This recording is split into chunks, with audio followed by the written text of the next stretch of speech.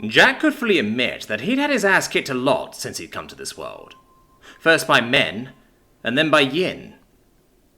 It had been rather disappointing, honestly, given he'd expected to be a one-man wrecking crew. Instead, he'd had his pride and his suit rather systematically demolished, each time winning only by expending irreplaceable resources. Truth be told, that didn't bother him too much. It was annoying, but he was a man accustomed to being shat on from a great height. The resources existed to be used, and he'd long since learned to roll with the punches life dealt out to him. He knew how to eke out what advantages he could from an unfavourable hand. For example, he knew that you often learned more from defeat than from victory. "I do dare. You are no great master, merely a man swanning about on unearned airs. Here and now this pantsu will unmask you as the charlatan you..." Jack mentally tuned out the woman's ongoing monologue. He'd gotten her talking, so he'd achieved his objective. And that was important, because the first thing he learned about cultivators was that they were fast. Unreasonably fast.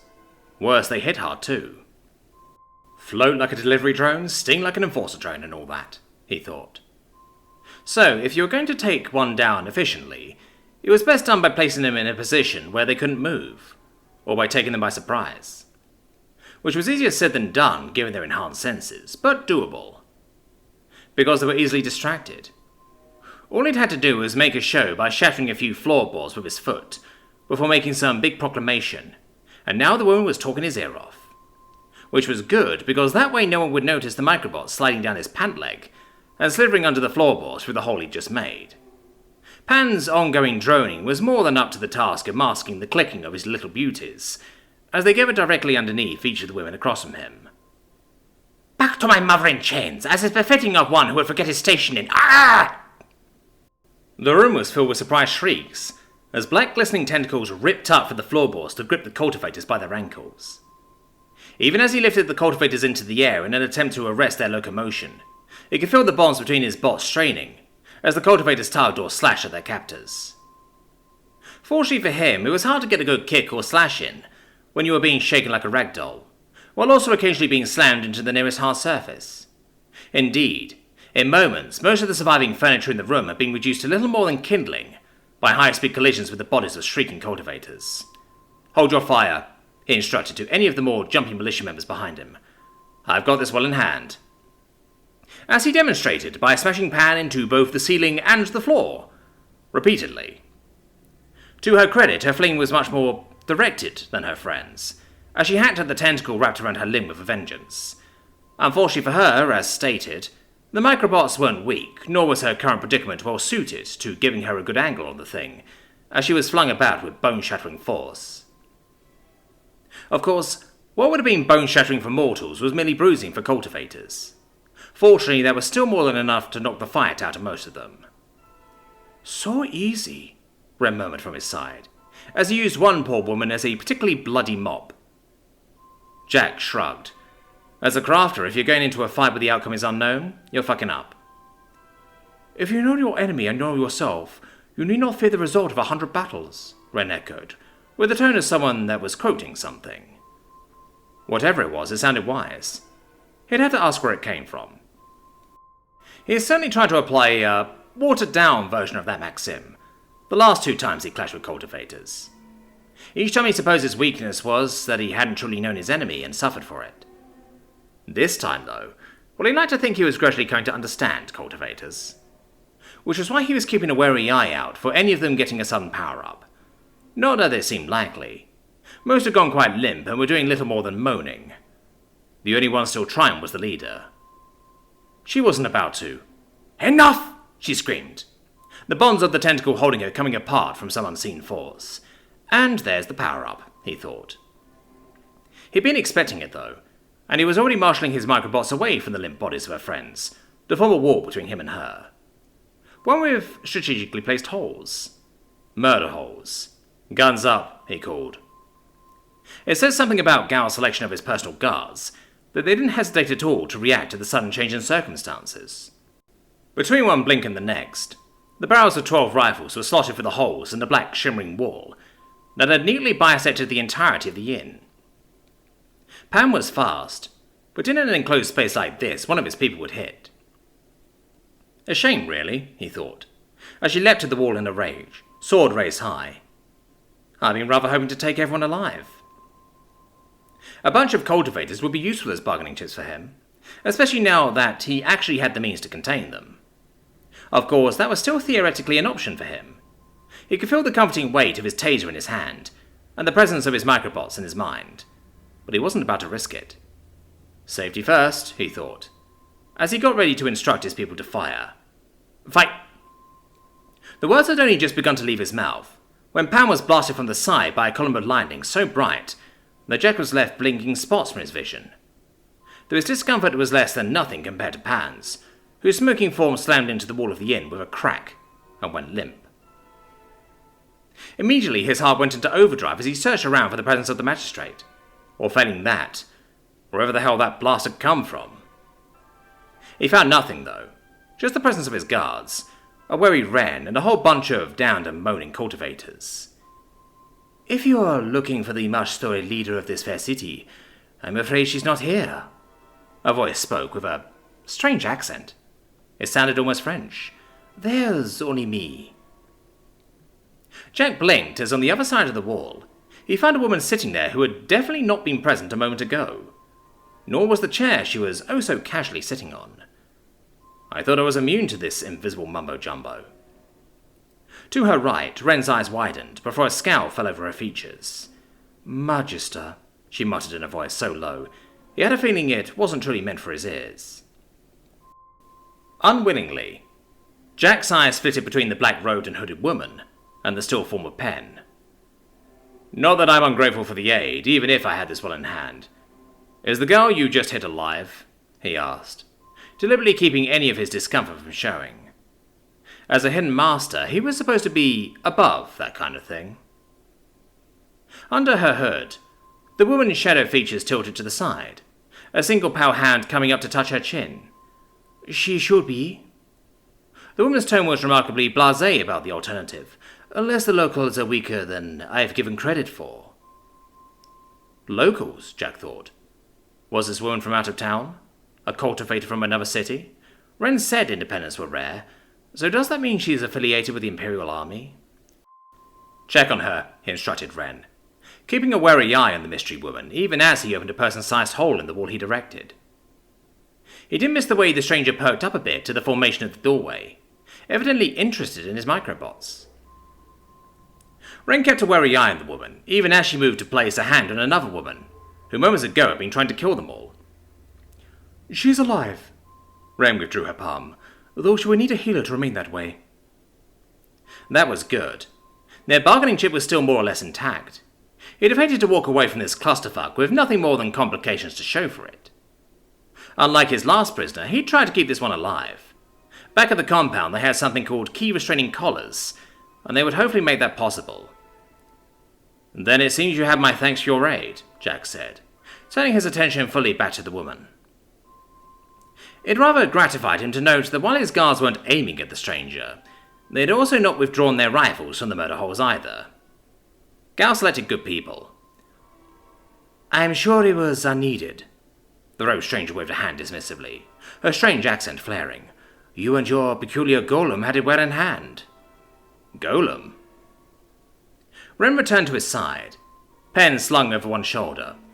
Then why get involved? You made an enemy tonight with your actions, Magister, and you are far from home. You would have done well to stay out of Imperial business. Magister? Perhaps I should have, but while I have made an enemy, I am also rather hoping to make an ally tonight. Her pale fingers pulled back on her hood to reveal a distinctly elven set of ears. The stranger had, or did have, other features too. Unnatural grey eyes, equally unnatural silver hair, a set of high aristocratic cheekbones that framed a stern, if attractive, face.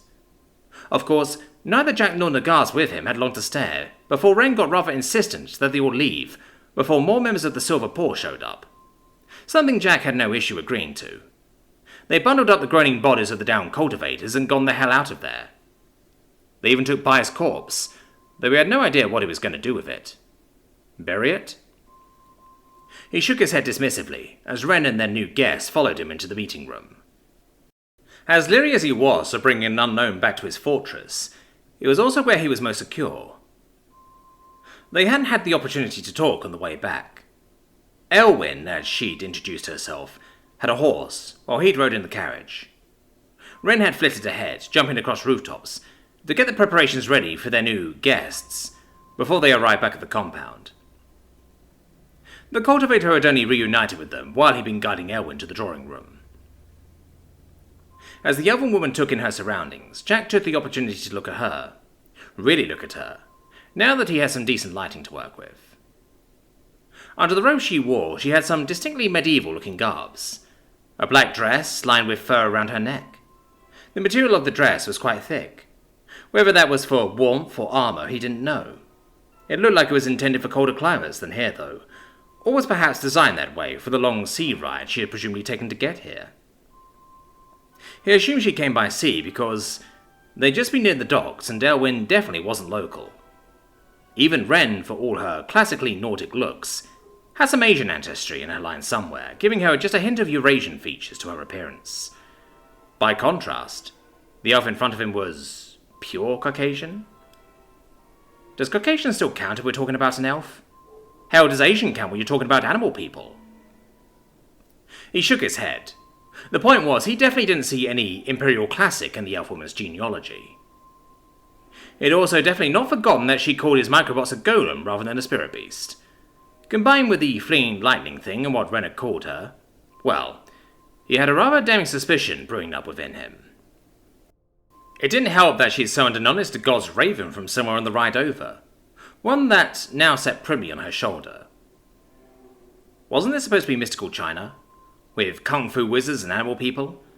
Why was a fantasy high elf showing up? He was not prepared for this sudden leap in genre. "No drinks for your guest?" Elwin asked, as she ran her fingers over the distinctly workmanlike table in front of her. Wren made to move, but he stopped her with a raised hand. He wasn't in the mood for games. "Who are you?" he asked. "Straight to business, then," Elwin tittered, a vaguely French accent coming through in full. "I think that will need to be trained out of you. You'll find that people are generally more free with information when you have sufficiently relaxed them, darling." Jack was having none of it. "Who are you?" Rolling her eyes, the woman nonetheless slipped off her robe, and after handing it off a nearby chair, curtsied. "Lady Elwin Blackstone, of House Blackstone of the Kvari Dominion. A pleasure." Yeah, that confirmed it. "You're not of the Empire." The pale elf raised an eyebrow as if he'd just stated the obvious, and perhaps he had. Though it wasn't obvious to him, nor the average person, given that Lynn had never once mentioned lands outside the Empire. "Obviously not," she spoke arrogantly, eyeing Wren. "I knew you Imperials were isolationist, but to this extent?" Wren bristled, but Jack spoke before she could.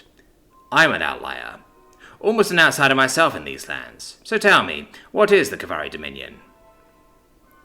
That seemed to take the woman off guard. "It's a kingdom, many thousands of leagues across the sea from here, with many other kingdoms between us and them," she shrugged. "I've travelled an awful long way to get here." "Why?" "Darling, you really need to work on your tongue. Blunders can be enduring to some, but there's an upper limit." Rem bristled again, but Jack just stared.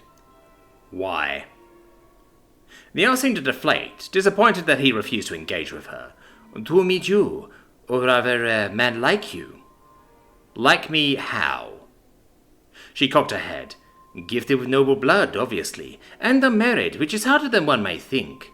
Otherwise I wouldn't have been forced to go on this tour of most of the known world to find you." Jack could fully admit he was stupid. He wasn't a complete moron, though. Would I be correct in assuming that anyone that can do magic would be considered someone in possession of noble blood? Again, she gave him that peculiar yet confused look. "Of course." Jack sighed. He didn't have the time nor the energy for this.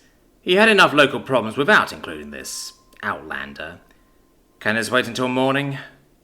She smirked. "I was rather hoping it would. It has been a most trying day, and most hosts would usually give their guests a chance to recuperate themselves before interrogating them like this." Jack rolled his eyes. "Lynn," he called to the woman standing outside the door, "find a room for our guest, and post half a dozen guards outside her door. He had no clues what a witch, wizard, or whatever she called herself could call upon, but he figured 6 fully armed guards would at least be able to make a sound before she managed to kill them all. That was enough security for him. If Elwin was in any way offended by the addition, she didn't show it. Instead, she just smirked, which did nothing for his peace of mind. "So defensive," she tittered. "Still, never let it be said that a lady of House Blackstone refused to allow a man to feel at ease in his own home. Just go." The woman sauntered past him, turning to an openly curious Lynn. "Tell me, servant, why are these guards spear-shaped so?" Then she was gone, disappearing down the hall with Lynn and an escort of half a dozen guards. "That woman is—" Wren started to say. Jack raised a hand. "A problem for later." He had a lot more questions about the world, most of which were about the fact that the Empire wasn't all of it, which sounded obvious in retrospect, but it wasn't to hear the locals talk about it. To them, the Empire was the world, and it seemed he'd unknowingly been brainwashed by that. I assumed the restraining collars will work on our guests. He'd given Wren the task for that reason. It allowed him to ask that question without giving away the fact that he was clueless about them. Wren's features twittered into something close to satisfaction, as the subject of her thoughts shifted. "More than enough, master. The magistrate was most generous in her payment." Given he was giving her the means to change the dynamics of warfare for generations to come, he'd like to think she had to be. "Silverpaw," he stated. "They attacked us. Murdered our prospect." She shook her head. "Bai was a member of their sect. They were within their rights to hunt her down. That was always a risk." He'd sort of known that. He just hadn't expected it to be so blatant. "Would the Jade Pavilion do that to you?" Wren shook her head. "I'm an established member of your retinue. Bai wasn't yet." "So they killed her," Jack nodded. "Apparently she wasn't as discreet in stepping away for our meeting as she should have been." Or Wren's information network had sprung a leak. He didn't feel the need to say that, though. He was sure Wren would be checking out that possibility regardless of what he said. She was efficient like that.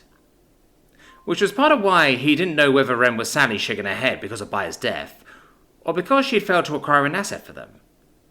Either reason would fit with what he knew of her. Either way, their sect formation plan was now stillborn. With Bai's death, Jack sincerely doubted many other people would be looking to jump ship any time soon. "Why did the Silverpaw attack us?" he asked, changing the subject. "You said they were misandrists, but we just signed a deal with sects. Attacking me outright is political suicide." Wren shrugged.